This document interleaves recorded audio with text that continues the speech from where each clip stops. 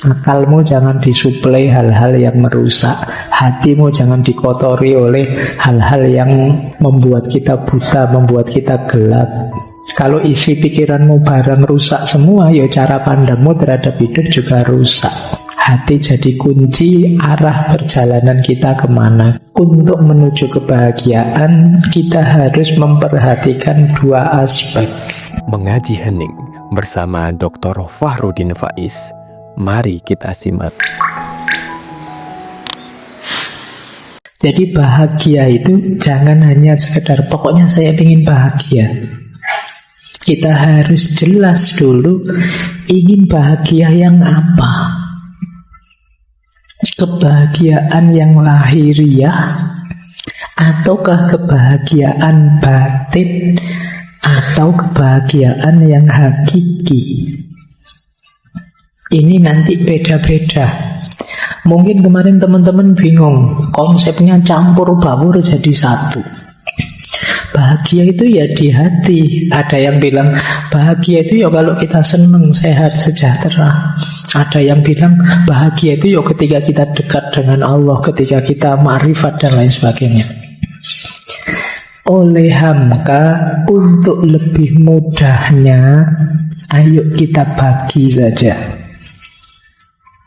Ada kebahagiaan lahiriah, ada kebahagiaan batin, ada kebahagiaan hakiki. Hakiki itu hakikat sejati, puncaknya kebahagiaan. Jenis-jenis kebahagiaan ini saling berkait.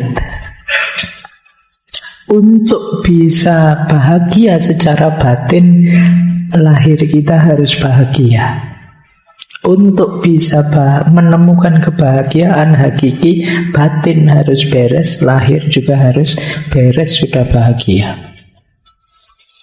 Tapi kalau kita berhenti di kebahagiaan lahir saja, bisa saja kita tidak mendapat kebahagiaan batin dan tidak ketemu kebahagiaan hakiki.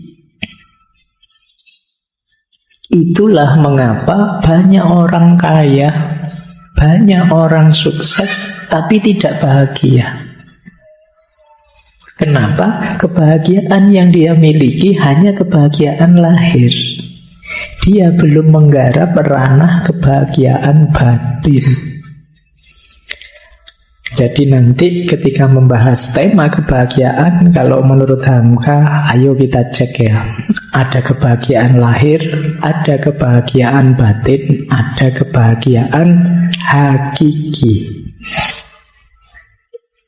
Kalau kebahagiaan lahir itu fisikal, kalau kebahagiaan batin itu hati dan akal, kalau kebahagiaan hakiki itu eksistensial, berhubungan dengan kesejatian kita sebagai manusia. Pak, saya sudah mencapai kebahagiaan hakiki, Pak. Misalnya, kamu punya duit? Tidak punya, Pak. Sulit. Jadi, kenapa? Karena kalau kamu shortcut tiba-tiba kebahagiaan hakiki, kamu merasa ma'rifat. Tapi kebahagiaan lahirmu tidak terpenuhi, bisa saja nanti modal kebahagiaan hakiki itu kamu gadaikan untuk kebahagiaan lahir. Itulah mengapa kadang-kadang ada orang agamanya pinter, mantep, batinnya luar biasa, tapi ya dia pakai itu semua untuk mencari keuntungan lahiriah. Jadi karena dia yang bawah belum beres, tiba-tiba merasa sudah atas, atau sebelumnya belum nyampe sih sebenarnya, hanya actingnya saja. Banyak orang sekarang acting. Ada yang acting jadi orang pintar, ada yang acting jadi ulama, ada yang acting, banyak orang acting. Kamu harus hati-hati hari ini, karena sekarang fasilitasnya memungkinkan. Kamu ingin jadi apa saja, apalagi dunianya dunia media sosial, dunia digital. Kamu bisa jadi apa saja yang kalian inginkan. Kalian ingin jadi paling hebat, bisa. Kalau di dunia nyata pendiam, kalem, tapi begitu masuk dunia medsos gowanes, itu banyak yang kayak gitu. Jadi kamu bisa berubah 180 derajat. Kadang orang kaget, orangnya cuma kayak gini, tapi postingannya kan ngeri-ngeri. Itu acting namanya. Nah, kebahagiaan juga begitu. Banyak orang yang acting bahagia, padahal dia bahagia bener apa enggak, hanya dia yang tahu.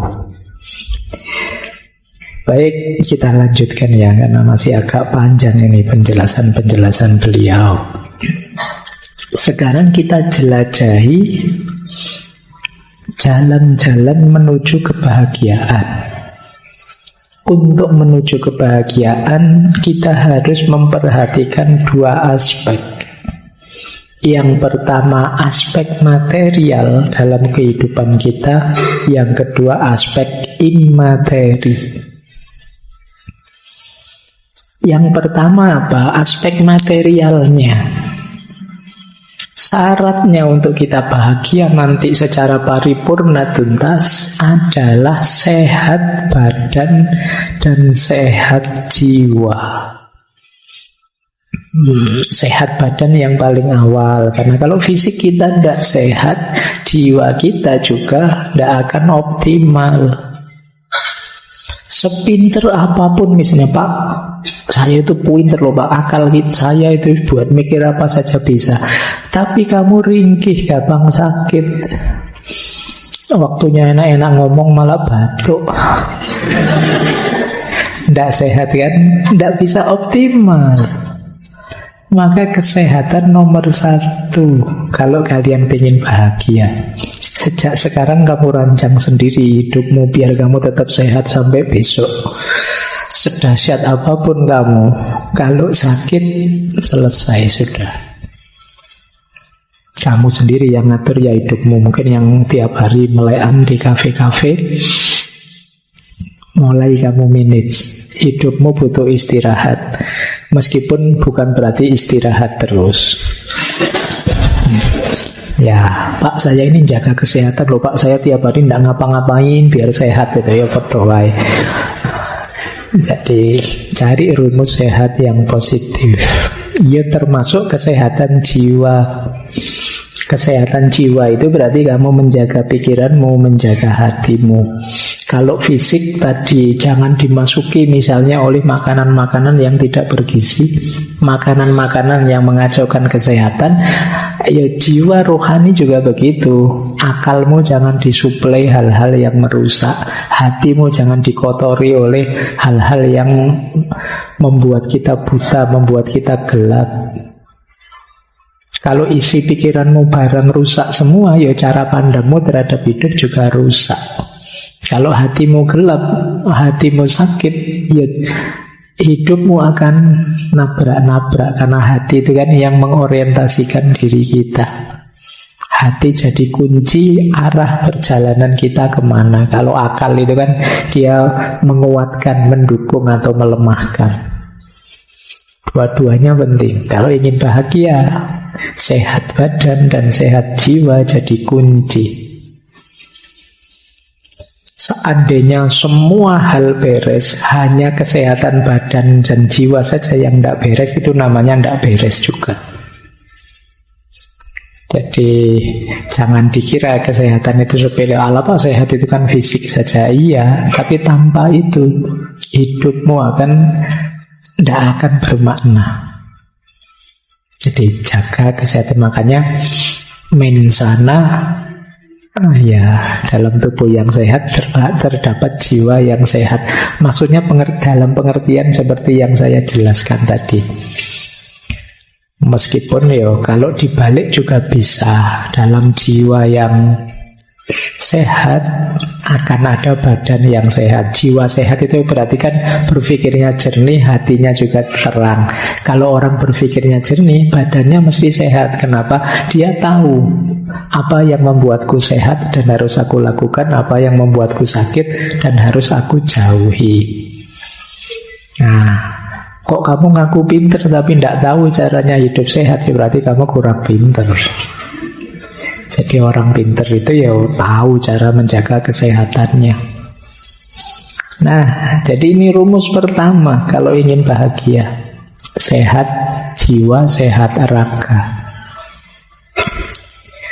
Kalau lagu Indonesia Raya itu kan bangunlah jiwanya, bangunlah badannya. Jadi dua-duanya harus bangun, harus sehat semuanya. Dan saling mempengaruhi. Tidak bisa sehat salah satu saja.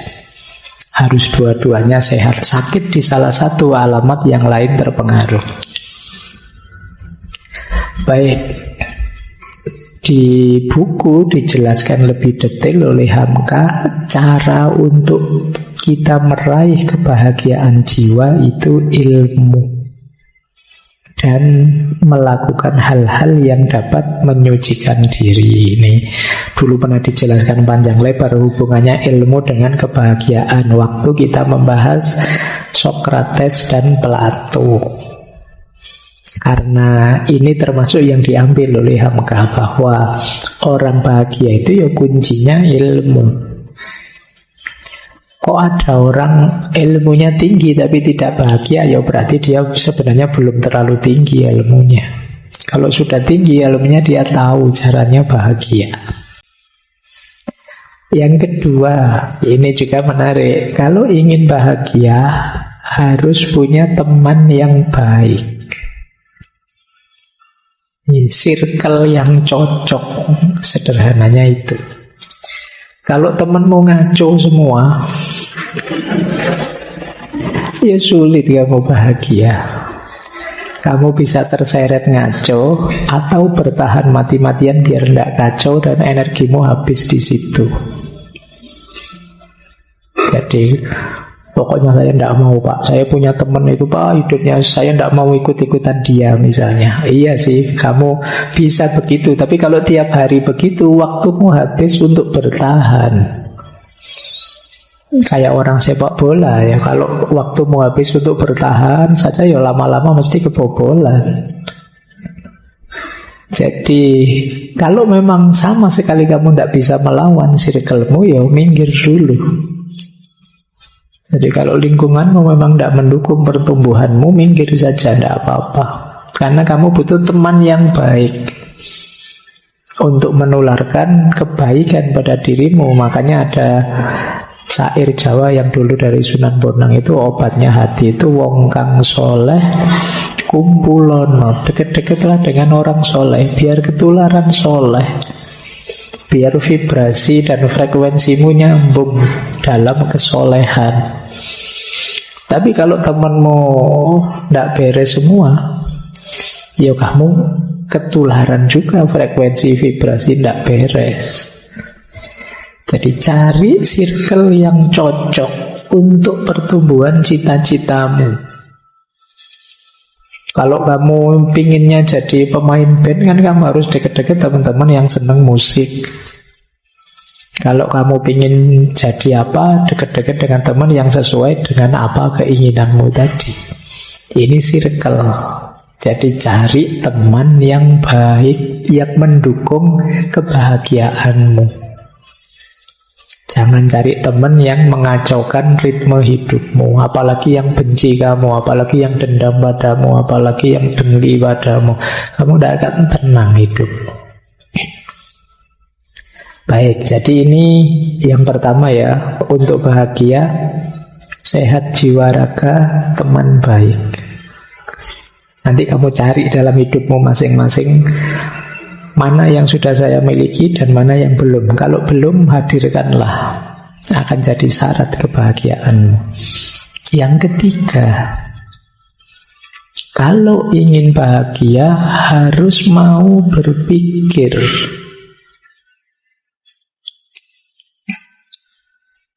Ini kelihatannya simple, loh kan otomatis Pak. Apa ada orang yang tidak mikir? Menurutmu kan begitu, tapi sebenarnya banyak.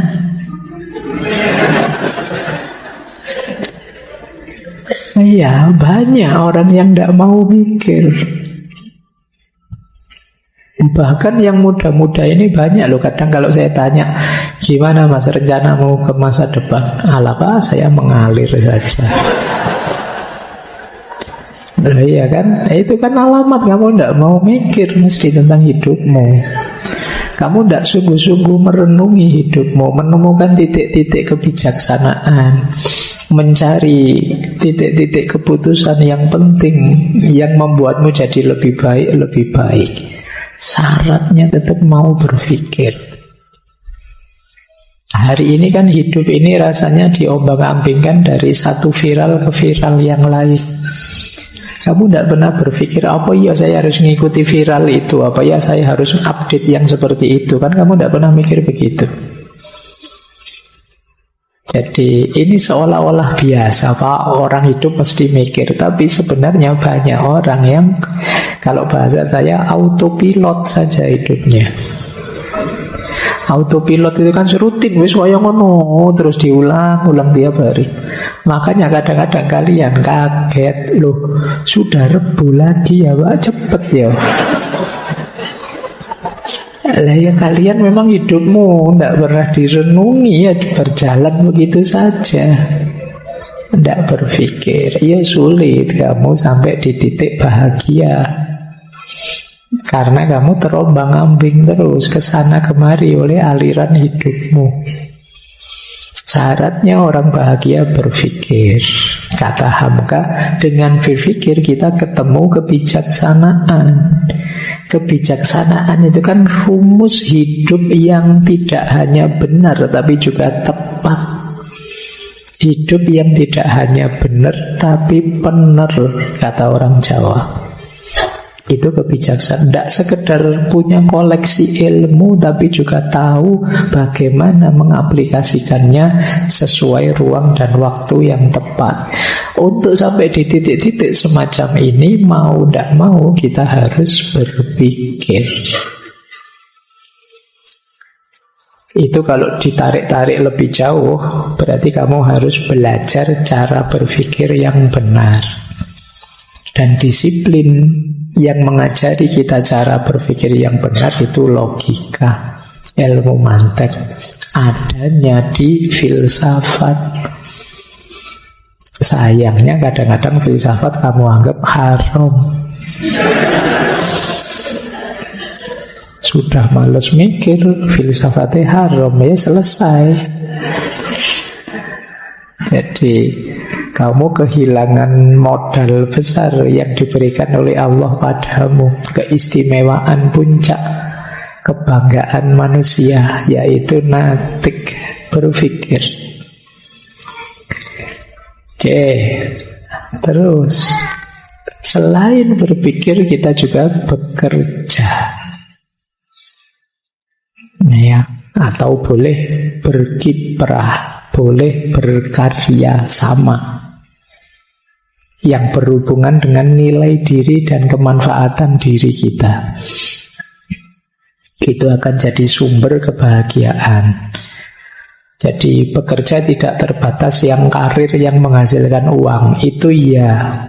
Tapi mungkin ada orang yang berkarya, beraktivitasnya secara tidak langsung menghasilkan uang, tapi dalam rangka penegasan makna diri, nilai diri, dan lain sebagainya. Jadi ini juga jadi kunci kebahagiaan. Kemarin waktu siapa tokohnya itu, mungkin di Russell apa siapa itu kan disebut bekerja itu kebanggaan. Jadi sama-sama stresnya, mending stres karena pekerjaan daripada kamu stres karena nganggur. Jadi itu istimewanya kerja. Dulu kita pernah membahas satu sesi itu kan tentang kerja, yang di situ disebut kerja itu rahmat, kerja itu ibadah, kerja itu amanah, kerja itu izzah, kemuliaan diri. Jadi, kalian tidak boleh beralasan, Pak, saya ngelamar sana, ngelamar sini tidak diterima. Ya, kalau itu kan karir namanya. Kamu kan juga sambil nunggu lamaranmu diterima kan bisa beraktivitas ini, beraktivitas itu. Mungkin tidak menghasilkan uang, tapi berkontribusi entah apa terhadap dirimu maupun lingkungan sekelilingmu. Jadi itu yang disebut kerja. Karena orang itu Kalau tidak ngapa-ngapain itu biasanya merasa dirinya hampa, tidak bernilai. Di antara krisis, kalau dalam psikologi itu ada namanya later life crisis. Later life crisis itu krisis usia-usia akhir. Itu biasanya orang-orang sepuh-sepuh 60 tahun ke atas yang sudah pensiun itu krisisnya adalah dia krisis merasa tidak bernilai. Wah, saya sudah pensiun ini, wah sudah tidak menghasilkan apa-apa, saya sudah tua, merepotkan orang saja. Merasa tidak bernilai. Makanya kadang-kadang beliau-beliau yang sudah sepuh itu kadang-kadang kalau di rumah itu tidak mau diam, melakukan apa saja, ya nyapulah, ya apalah. Ini karena memang kerja itu pride, kebanggaan sebagai manusia. Kemudian penting juga kalau kita ingin bahagia, kita harus siap introspeksi diri, siap muhasabah. Kenapa? Karena kita manusia itu selalu banyak kekurangan. Kita bukan makhluk yang sempurna. Kita punya alat-alat hebat, tapi kadang-kadang kita tidak mampu menggunakannya dengan pas. Di situ penting kita introspeksi. Hidupku ini sudah seharusnya ndak. Pelajaran apa yang bisa aku ambil dari kemarin-kemarin? Ini namanya introspeksi diri. Ngecek diri kita. Sampai umur sekian aku sudah ngapain aja ya? Kita introspeksi diri. Kalian mungkin usia-usia 20-25an lah usia kalian ya. Kan kelihatannya masih bujangan semua. Kelihatannya. Ya mungkin ada yang lebih, ada yang 27, ada yang 30, saya tidak tahu. Mungkin ada yang S2, S3. Itu kan usia-usia quarter life. Nah, usiamu wis seperapat itu kalau umurmu manusia sekitar 100 ya kamu namanya kan quarter life, sudah perempatan. Orang-orang quarter life itu cirinya gampang, dia gelisah tentang masa depan. Besok saya kerja apa Pak? Saya ini kira-kira ada jodohnya enggak ya Pak? Ada, pikiranmu enggak jauh-jauh dari situ tetap. Nanti suami saya siapa ya Pak, istri saya siapa ya Pak, ya, terus masa depanku kok rasanya gelap ya Pak. Ya itu ciri-ciri quarter life. Jadi itu kenapa kalau saya kan selalu guruannya seputar-seputar itu, karena saya tahu di usia-usiamu yang menggelisahkanmu hal-hal itu. Makanya kamu ketawa, sebenarnya menertawakan dirimu sendiri. Ya, baik. Loh, tapi kan dulu waktu sesi humor itu orang yang masih bisa menertawakan dirinya sendiri, alamat dia masih sehat jiwanya. Alhamdulillah, tidak apa-apa. Oke ya, itu istimewanya. Kadang-kadang orang timur itu kan gitu, tidak bisa itu masih bisa ketawa cengenges itu. Kayak ditanya dosennya itu gak bisa jawab kan, terus bisa kamu jawab tidak bisa ya Pak, itu gitu ya. Ngomong tidak bisanya tidak pakai sedih, tapi pakai cengengesan. Itu efeknya lebih mengerikan daripada. Baik, introspeksi ya. Yuk kita cek diri kita, kita baca, kita muhasabai kurang apa. Kira-kira yang lebih mungkin saya itu meningkat di bagian mana? Teman-teman, ini perlu kita catat. Karena di antara penyesalan hidup adalah ketika kita sadar kemarin-kemarin saya belum memberikan versi terbaik diriku dalam hidup. Coba kemarin saya begini, coba kemarin saya begitu. Itu biasanya penyesalan hari ini. Kenapa ada logika coba-coba tadi? Karena kemarin saya belum melakukan yang terbaik. Kalau sudah melakukan yang terbaik semampu kita, meskipun hasilnya tidak memuaskan, ya kita bisa legowo. Ya nilai saya jelek, tidak apa-apa. Ya mungkin memang segitu kemampuan saya sudah maksimal. Tapi ketika kita tidak maksimal, tidak memberikan yang terbaik, begitu nilai saya jelek, kita kan kecewa. Coba kemarin saya agak serius sedikit ya, coba kemarin saya agak mempeng sedikit belajarnya. Di titik ini ayo introspeksi, jangan jatuh 2 kali di titik yang sama. Baik, ini yang kedua. Jadi berpikir, bekerja, introspeksi diri.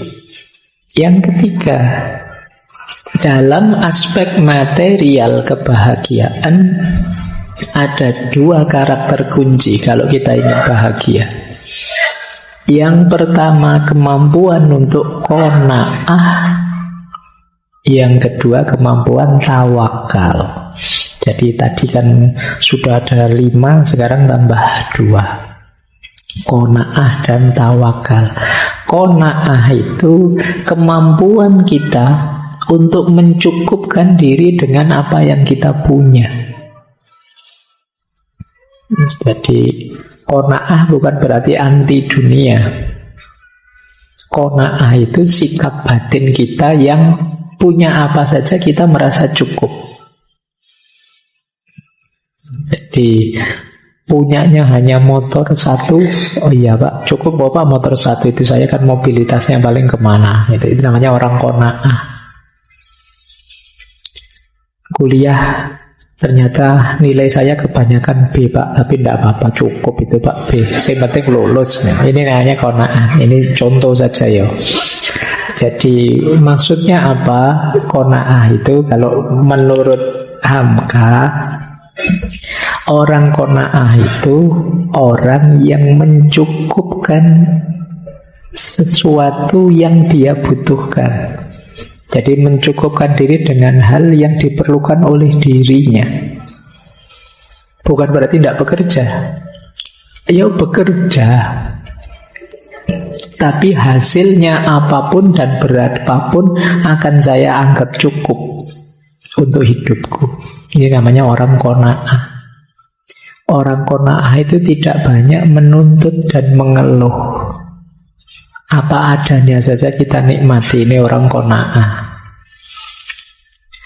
Di antara cara mudah untuk segera bahagia itu membangun jiwa yang qanaah. Kita selama ini sering salah rumus. Ketika ingin bahagia kita target ini, target itu yang belum kita miliki. Akhirnya bahagia kita lama. Kalau ingin segera bahagia, ayo kita hidupkan qanaah saat ini. Otomatis kita akan bahagia saat ini juga. Kita akan alhamdulillah, ya Allah, alhamdulillah kebutuhan saya terpenuhi. Yang kedua, tawakal. Tawakal itu satu sikap batin yang kita hidupkan setelah ikhtiar kita jalankan. Itu tawakal. Saya sudah berusaha maksimal Pak, semampu saya. Apapun hasilnya saya pasrahkan pada Allah. Itu tawakal namanya. Saya sudah ke dokter Pak, sudah minum obat Pak, tapi masih batuk. Pasrah ke Allah. Itu namanya tawakal. Jangan belum minum obat, belum periksa, belum apa, sejak awal sudah pasrah saja pada Allah Pak. Itu bukan tawakal, itu namanya. Jadi tawakal itu kita lahirkan setelah ikhtiar maksimal dijalankan. Ini akan meminimalisir rasa kecewa, rasa tidak puas terhadap hasil dari yang kita lakukan. Jadi 2 rumus ini, qanaah dan tawakal, bisa membuat kita segera bahagia. Tidak harus menunggu nanti, besok, tidak harus tergantung ini, tergantung itu. Baik, meskipun qanaah dan tawakal ini lebih mudah diceramahkan daripada dijalankan. Karena tidak gampang kamu membentuk jiwa qanaah itu, apalagi yang muda-muda, cita-citanya masih panjang, keinginannya masih macam-macam. Tapi boleh pelan-pelan kamu latih sejak sekarang, karena akan jadi senjata yang kuat ketika hidupmu dalam kesulitan, keterpurukan, dan lain sejenisnya. Latihan qanaah dan tawakal. Terima kasih sudah menyimak. Semoga channel Mengaji Hening bersama Dr. Fahrudin Faiz selalu bisa memberikan ilmu, motivasi, dan kebermanfaatan. Salam sehat dan bahagia.